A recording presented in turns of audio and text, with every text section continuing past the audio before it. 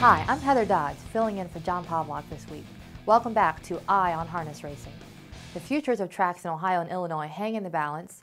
Lucky Jim was none too lucky in this past Sunday's Elitlopp draw. There was a new stakes record in the Max Hent Memorial, and wannabe drivers and trainers converged in Delaware, Ohio this past week.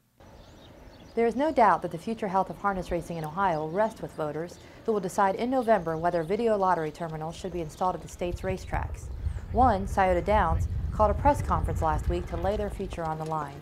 We hope such authorization is part of a comprehensive gaming legislation that the General Assembly is now considering. Our very survival is at stake.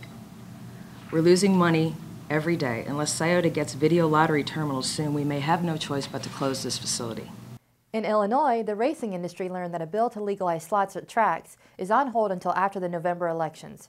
Horse racing industry leaders met with Senate President John Cullerton on Monday, who told them that help is right around the corner. Supporters say there is likely enough support for the measure in both houses, but that other provisions remain controversial. In addition, the bill is opposed by owners of riverboat casinos, who of course don't want competition. This Sunday, the world's harness racing fans will turn their eyes towards Sweden, where on Sunday the Elitlopp will go to post. The USA has 3 strong entrants. Lucky Jim, the reigning older trotter of the year, wasn't so lucky when he drew post 7 in the first of 2 eliminations. Enough Talk will draw support after getting post 2 in the second elim, and Lisa America, owned by U.S. Hall of Fame owner Lou Gaida, who beat males in the recent Oslo Grand Prix, drew post 6 in the second split. The USTA's web newsroom will offer coverage of the Elitlopp this Sunday, written by our European reporter Karsten Bonsdorf.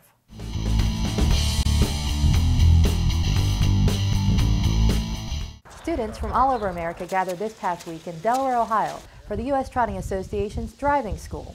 Being set postmark for the 2010 USTA Driving School Exhibition Race. It all culminated in a race for the school's leading students, raced at Scioto Downs, in which the budding drivers were teamed with pros for what amounts to the school's final exam. Among them was Barney Chambers from Delaware, who before the race bonded with her mount, Raiders Rocky. I have a healthy nervousness right now, but I'm excited. Yeah, I'm excited. Yeah, a little bit nervous now, but it'll be fine. It's kind of like riding a bike, but I'm glad I got a driver with me. The race was won by the horse and driver who did not break 2:20. And as luck would have it, our pre-race interview subject caught up with our cameras once again in the winner's circle. What's it feel like to win? Fantastic. Oh man, he said we thought that we gotten it because the other person went 2:19 and it had messed up the time, and I was just like, wow. Congratulations to Bonnie and to all the driving school graduates. We often talk about how useful speed ratings are in handicapping. They are also handy when singling out some of the sport's top performers. This week, out of curiosity, we asked Trackmaster to list the highest-rated trotters and pacers from this past week. The top trotter was Scorpion Moon, who owned a 99 at Tioga Downs, and the top pacer was Real Joke, who raced to a 106 rating at the Meadowlands. We noted that none of these top 10 won stakes races this past week, meaning stars and bets may be found in overnights too. Of course, these speed ratings, considered official by the U.S. Trotting Association, are exclusively available to those who find a winning edge by purchasing Trackmaster products.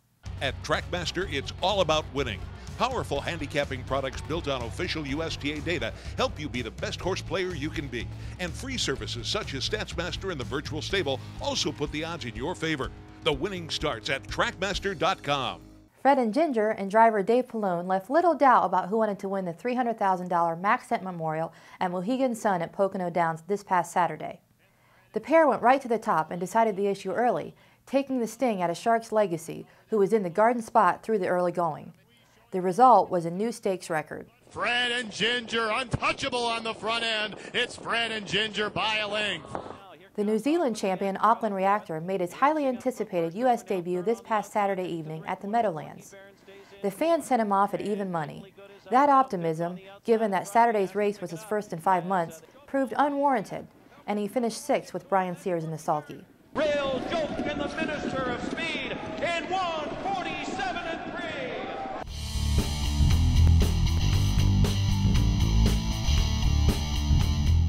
We had plenty of correct guesses to last week's quiz question. We asked, who holds the Hent Memorial Stakes record? The answer, until it was broken this past weekend by Fred and Ginger, was Badlands Nitro, who won in 1:50 in 2008. Congratulations, and a USTA hooded sweatshirt goes to Evelina Tengren from Sweden.